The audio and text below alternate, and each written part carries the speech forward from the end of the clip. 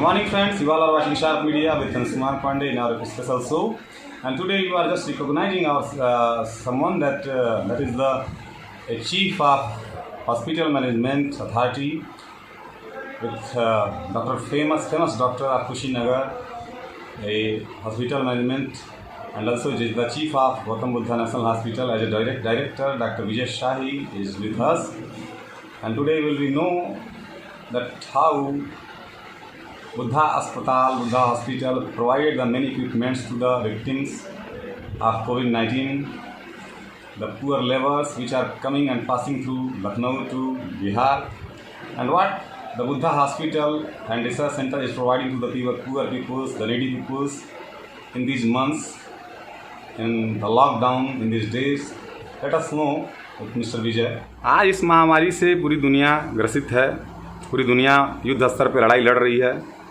अभी तक 20 लाख 30 लाख की संख्या पूरी दुनिया में मिल चुकी है कोरोना के कोविड-19 के पेशेंट्स की। क्या लगता है आपको कि मनुष्य क्या सीख सकता है इस महामारी से, और ये महामारी क्या सिखाने के लिए आई है हमारे साथ? उसकी बनाई वृक्षों को, पशु को, पक्षियों को लगातार निर्दयपूर्वक दमन करता आया। आज उसी नेचर ने इन मानव के खिलाफ एक डायरेक्ट या इनडायरेक्ट रूप से हमला बोला हुआ है।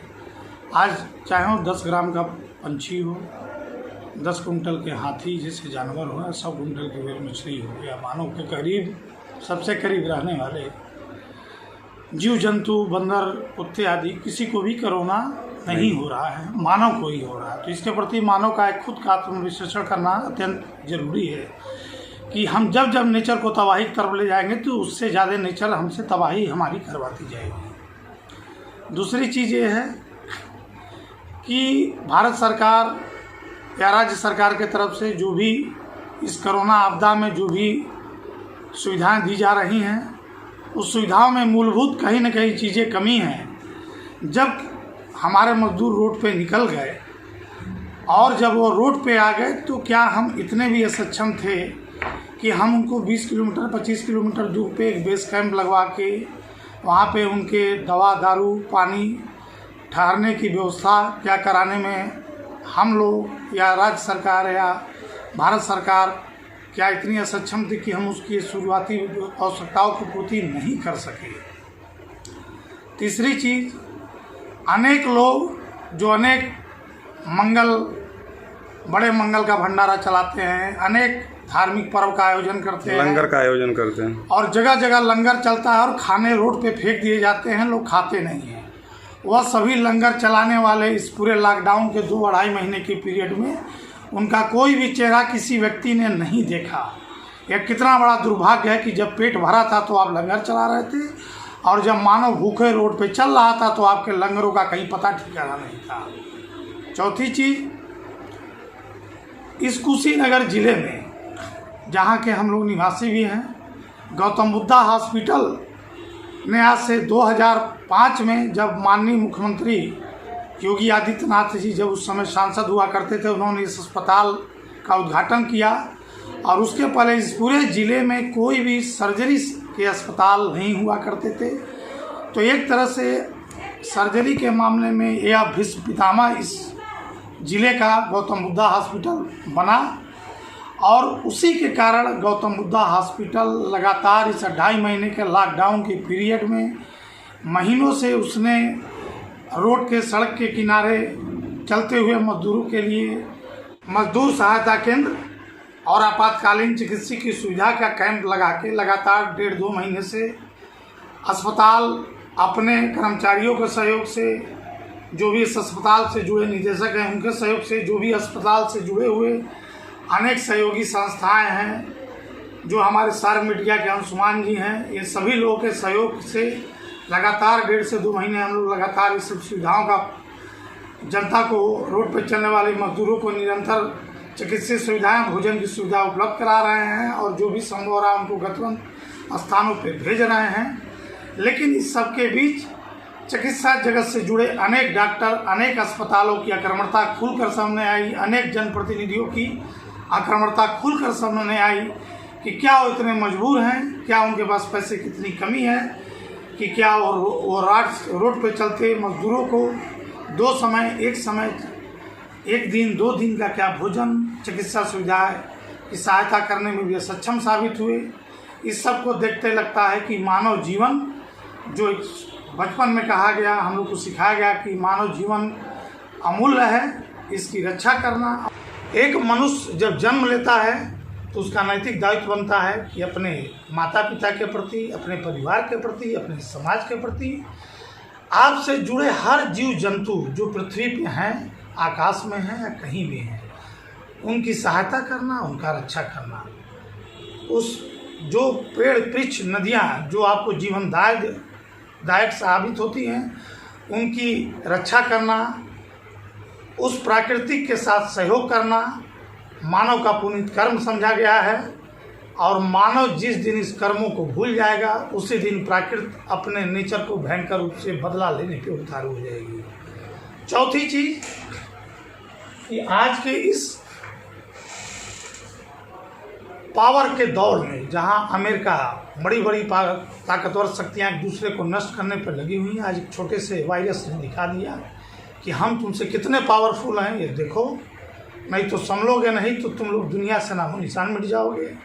और चीन जैसा देश, जो दुनिया के ऐसा कोई पशु पक्षी नहीं है जिसको खाने पे ना आमदा हो, आज उसने हांगकांग के बच्चों के लिए, जो बच्चे हांगकांग में आंदोलन चला रहे थे, कहीं ना कहीं उस हांगकांग के आंदोलन को कुचलने के लिए उसने इस वायरस का, अगर देखा जाए तो इस कोविड-19 से संबंधित चीज़ों का उसने निर्माण किया। निर्माण तो उसने कर लिया, लेकिन ये चीज़ उसके हाथ में नहीं रही। और आज उसी वायरस ने चीन को लपेटा। चीन के साथ जितने भी देश आधुनिक परिवेश में तेज़ी से दौड़ रहे हैं, आज उनको लपेटने की तरफ अग्रसर हो चुका है।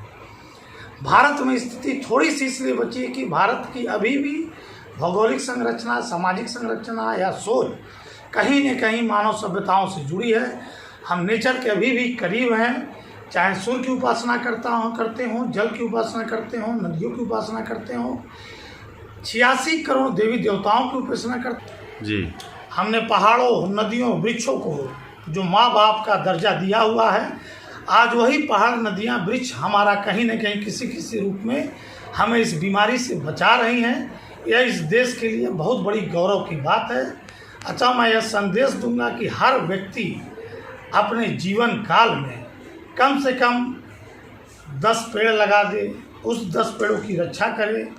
नदियों से लेके अपने अगल बगल की सफाई, दूसरे की सहायता करना, मानो अपनी नैतिक जिम्मेदारी निभाए, अपनी नैतिक जिम्मेदारी को सेवन करे। और इस सब के बीच इस गौतम बुद्धा परिवार में, हमारे इस गौतम बुद्धा के मूल संस्थापकों में डॉक्टर अजय शाही, जो इस देवरिया जिला और कुशीनगर 2 जिले के सबसे बड़े सर्जन माने जाते हैं, सरकारी सेवा में लगातार उनका योगदान बना हुआ है।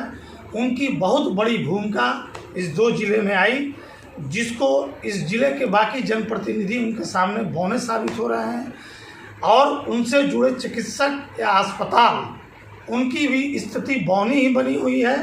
तो अतः मैं कहूँगा कि जितने भी समाज सेवी हैं, चाहे वो जनप्रतिनिधि हों, चिकित्सक हों या अस्पताल या स्कूल चलाने वाले, जो भी शिक्षा और स्वास्थ्य से जुड़े हों, वह आगे आके और अपनी भूमिकाओं को स्पष्ट करें कि लोग उनसे दिल से जुड़ें, उस चीज़ को वह जरूर बना के रखें। और हम अपनी मौलिक चीज़ों का लगातार संरक्षण करें। जिस दिन हम अपनी मौलिक संपदा का संरक्षण नहीं कर पाएंगे, उसी दिन प्रकृति हमारा संरक्षण करना बंद कर देगी और दुनिया से मानव जात की सभ्यता ही समाप्त हो जाएगी।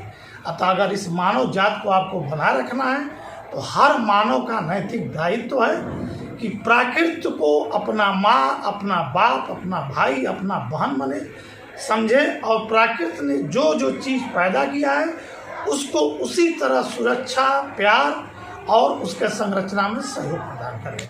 जैसा कि डॉक्टर साहब, इस समय इस कोविड-19 में एक खास चीज़ देखने को आई है कि विस्तारवादी चीन की कम्युनिस्ट सरकार, जो कि बौद्ध धर्म को, महात्मा बुद्ध को शुरू से ही बेचती आई है, और उसके बुद्ध के लिफाफे में उसने हमेशा विस्तारवाद और नकारात्मकता का जहर पूरी दुनिया में घोला हुआ है। उसने वियतनाम के ऊपर हमला किया, उसने भारत पे हमला किया 62 में। उसकी नीति शुरू से ही दमनकारी, उसने तिब्बत को पूरी की पूरी कब्जा कर लिया।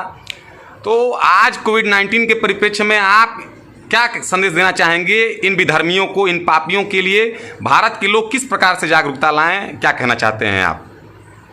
कोई भी विस्तारवादी विचारधारा किसी भी समाज और किसी भी राष्ट्र के लिए हमेशा घातक होती है। और चाइना का तो शुरू से विस्तारवादी नीति रहा है।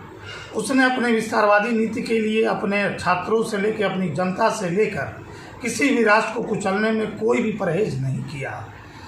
अतः मैं चाहता हूं कि जो भी समाज या जो भी राष्ट्र इस धरती पे अगर अस्तित्व में है, तो इस चाइना रूपी राक्षस या उससे जुड़े अन्य अदर राक्षस जो उसकी विचारधाराओं के साथ मेल रखते हैं, उनको समूल नष्ट करने में अपनी पूरी ताकत लगाएं। क्योंकि अगर हम आज ये ताकत नहीं लगाएंगे तो कल को यह विस्तारवादी राज्य, विस्तारवादी राष्ट्र, विस्तारवादी देश, यह मानव जाति और हमारे राष्ट्र, हम जैसे राष्ट्र को ही समूल नष्ट करने का। बोलिए, इसका एक मेरा आप लोगों से एक बहुत बड़ा मैसेज है कि यह मानव जीवन आपको दोबारा नहीं मिलने वाला है।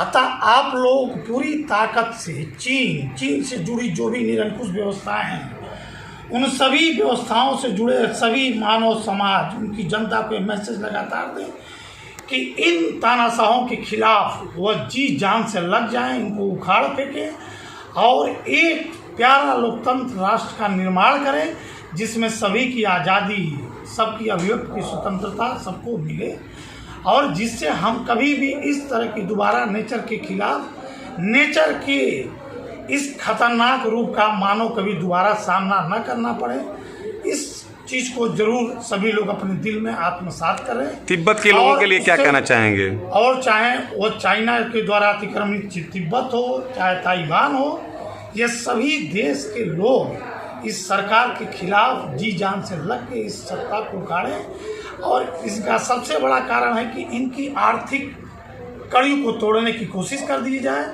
और आर्थिक कड़ी तभी टूटेगी कि जब इनके उत्पादनों का हम पूर्ण रूप से बहिष्कार कर देंगे और अपने हर देश अपने आत्मनिर्भर अपनी चीज़ों को सौदा बनाना चालू करें, तो ये राष्ट्र ऑटोमेटिक विखंडित हो जाएंगे। और इनके तानाशाह आज चाइना, पुतिन, अनेक राष्ट्र के राष्ट्रदूतों ने ऐसे नियम बनाए हैं कि वो जब तक जिंदा रहेंगे तब तक उस देश के राष्ट्राध्यक्ष रहेंगे। तो ऐसा सिस्टम कदापि नहीं हो।